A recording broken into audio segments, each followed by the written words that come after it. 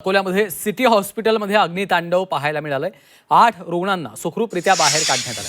सुदैवाने या आगीमध्ये कुठलीही जीवितहानी झाली नाहीये। अकोला शहरातील रामदास पेठ परिसरातील सिटी हॉस्पिटलमध्ये आज अचानक आग लागल्याची घटना घडली आहे। आगीचं कारण अद्याप स्पष्ट झालं नाहीये। घटनेनंतर परिसरात एकच खळबळ उडाली आहे। रुग्णालयाच्या आयसीयू मध्ये काही रुग्ण उपचार घेत होते। आग लागल्याची माहिती मिळताच अग्निशमन विभागाचे जवान तातडीनं घटनास्थळी दाखल झाले आणि बचाव कार्य सुरू केलं।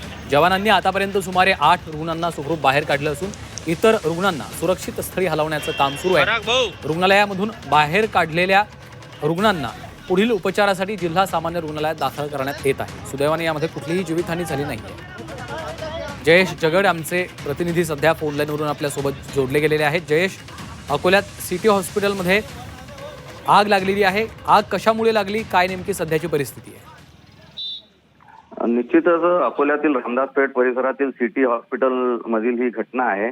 ही आग नेमकी कशामुळे लागली याचं कारण अद्यापही अस्पष्ट आहे। मात्र आग लागल्याची माहिती मिळताच अग्निशमन विभागाने त्वरित घटनास्थळ गाठत सुमारे 8 ते 10 रुग्णांना सुखरूपरित्या बाहेर काढलेलं आहे। आणखी काही रुग्ण आत असल्याची शक्यता वर्तवली जात आहे आणि त्यांना सुद्धा बाहेर काढण्याचं काम युद्ध पातळीवर सुरू आहे। त्याच प्रकारे आग विझवण्याचं काम सुद्धा युद्ध पातळीवर सुरू आहे। विशेष म्हणजे की जे रुग्ण त्या आयसीयू मधून बाहेर काढण्यात आलेले आहेत त्यांना इतर रुग्णालयात किंवा जीएमसी हॉस्पिटलमध्ये त्यांना उपचारासाठी दाखल करण्यात येत आहे।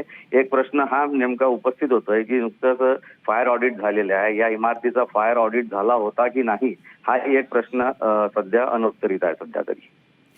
निश्चितच धन्यवाद जयेश या सविस्तर माहितीसाठी।